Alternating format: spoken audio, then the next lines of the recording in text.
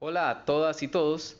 Les doy la bienvenida a esta cuarta teletutoría del curso Métodos de Investigación Cualitativa que pertenece al Bachillerato en Administración de la Escuela de Ciencias de la Administración de la UNED.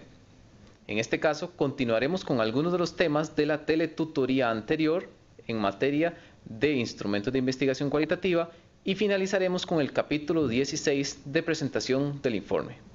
Sin más, empezamos. El capítulo 14, recolección y análisis de los datos y de la información. En cuanto a las sesiones en profundidad, existe un interés por parte del investigador por cómo los individuos forman un esquema o perspectiva de un problema a través de la interacción. Aquí es de interés del investigador que varios de los miembros o sujetos de información viertan su criterio a través de una entrevista generalmente semiestructurada. Algunos aspectos relativos a esta técnica es que, por ejemplo, Creswell sugiere que el tamaño varíe dependiendo del tema, por lo cual no tenemos limitaciones en cuanto a números mínimos o máximos de sujetos participantes.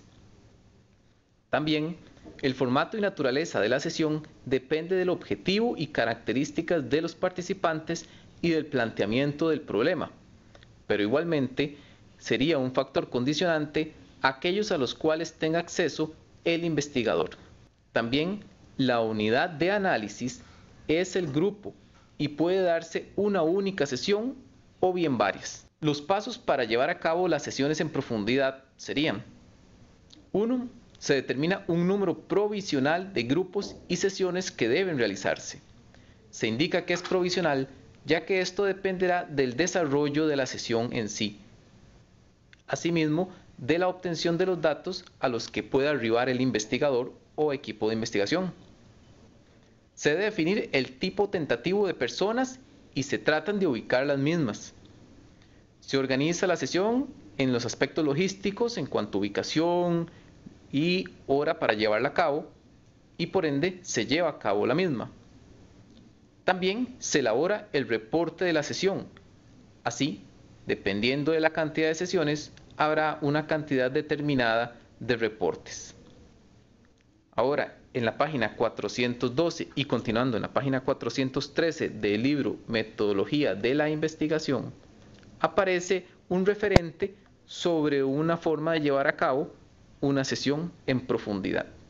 Otra técnica serían los documentos, registros y materiales. Generalmente conocido en el campo de la investigación como análisis documental. Se pueden abordar documentos individuales, por ejemplo, documentos escritos o personales, materiales audiovisuales referente a un sujeto particular y los archivos personales de alguna unidad que se está analizando, que puede ser una persona. Pero también se puede abarcar grupalmente, documentos generados en forma grupal, materiales audiovisuales generados grupalmente, documentos y materiales de una organización o un grupo particular, y los registros en archivos públicos, por ejemplo, el Archivo Nacional de Costa Rica. En cuanto a biografías e historias de vida, se construyen por lo regular mediante la obtención de documentos, registros y materiales. También por medio de entrevistas, en las cuales se pide a los participantes que narren sus experiencias de manera cronológica. Pueden construirse de manera individual o colectiva. Un ejemplo sobre esto es una posible investigación en la cual se quiere arribar a aquellos aspectos y personas que participaron en la conformación del Estado costarricense y por ende se busque presentar la historia de vida de próceres, por ejemplo, el doctor Rafael Ángel Calderón Guardia o don José Figueres Ferrer. Cuando se entrelazan una serie de técnicas para la obtención de los datos, arribamos a la triangulación. Esta se conceptualiza como el hecho de utilizar diferentes fuentes y métodos de recolección de datos.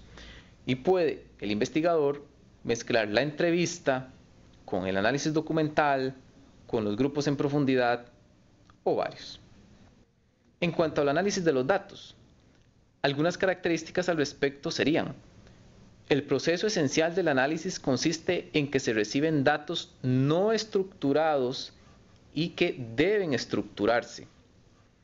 Y los propósitos centrales de esto sería darle estructura a dichos datos, describir las experiencias de las personas según su óptica y su lenguaje, comprender en profundidad el contexto en el cual nos encontramos investigando.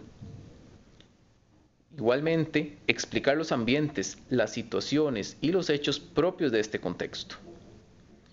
Y también relacionar los resultados con la teoría fundamentada, recordando que esta es generada principalmente cuando no tenemos un acervo teórico de gran tamaño o se tiene muy poco investigado sobre el tema en el que nos encontramos en este momento. También, el logro de tales propósitos es una labor paulatina, o sea que el investigador avanza conforme recabe los datos. La interpretación que se haga de los datos diferirá de los que podrían realizar otros investigadores. Recordemos que no buscamos generalizar estadísticamente. También, el análisis es ecléctico, que significa conciliar diversas perspectivas. El investigador también construye su propio análisis, que es más que seguir una serie de reglas y procedimientos concretos. Los segmentos de datos se organizan en categorías y de los resultados pueden emerger temas, hipótesis y teorías. El análisis de los datos es un camino con rumbo, pero no en línea recta, ya que dependiendo del avance en la recabación de estos, puede devolverse a etapas previas, por ejemplo, la generación de los objetivos general o específicos. El investigador debe analizar cada dato en razón del contexto. La interacción entre recolección y análisis debe permitir mayor flexibilidad. Otras consideraciones sobre el apartado analítico. De manera inductiva, emergen categorías iniciales, relaciones, hipótesis primarias y principios de teoría que se irán depurando conforme avance la investigación.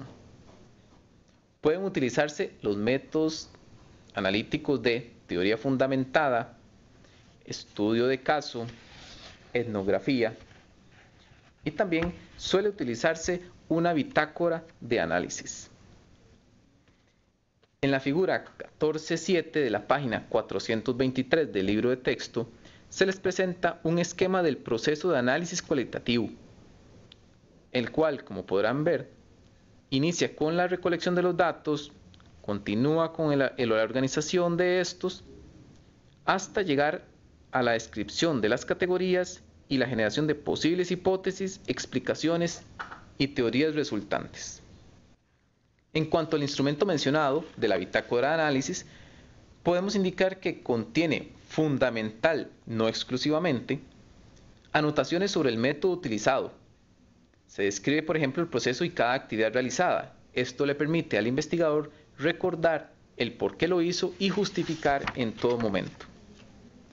También pueden incluirse anotaciones respecto a ideas, conceptos, categorías e hipótesis que van surgiendo del propio análisis de los datos, para que en momentos posteriores el investigador recuerde a los hallazgos preliminares a los que pudo arribar. También puede incluir anotaciones en relaciones con la credibilidad y la verificación del estudio, para que cualquier otro investigador pueda evaluar su trabajo, lo que conlleva el término de fiabilidad de la investigación. La idea es que esta bitácora se cumplimente de forma diaria y el investigador elija cómo llenarla, ya que la teoría lo que brinda son aspectos generales. Y es que este instrumento tiene la función de documentar el procedimiento de análisis y las reacciones del investigador al proceso. De ahí la importancia de aplicarlo cada vez que se lleva a cabo una investigación de tipo cualitativo. Ahora, en cuanto a las unidades de análisis y su codificación, se dice que en la mayoría de los estudios cualitativos se codifican los datos para tener una descripción más completa de estos.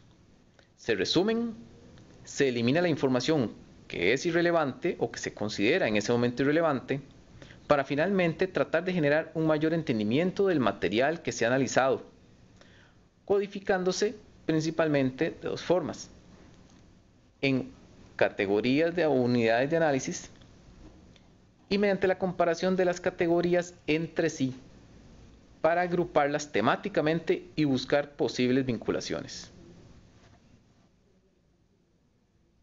Coffey y Atkinson señalan tres actividades de codificación. La primera, advertir cuestiones relevantes en los datos. Analizar esas mismas cuestiones para descubrir similitudes y diferencias, así como estructuras. En otras palabras, ir en una contrastación constante. Y por supuesto, recuperar ejemplos de tales cuestiones. Ahora bien, en la tabla 14.9, incluida entre las páginas 428 y 429 del libro, se les presenta una forma de generar unidades y de muestrearlas en relación con los significados que se buscan desarrollar según la investigación. Recordemos que las categorías son conceptos, experiencias, ideas, hechos relevantes y con significados. La saturación de categorías es cuando los datos son repetitivos o redundantes. Con base en la selección de temas y el establecimiento de relaciones entre categorías, se interpretan los resultados, se entiende el fenómeno objeto de estudio y se podría arribar a una teoría. Para ello, el investigador puede echar mano a los diagramas de conjunto o mapas conceptuales que también ustedes como estudiantes pueden visualizar en la página 446 del libro, o incluso matrices, también incluida en esa página como referente. Lo que se busca es que el investigador vaya analizando, contrastando y, si se puede, interrelacionar entre las diferentes categorías que han sido establecidas para el proyecto de investigación.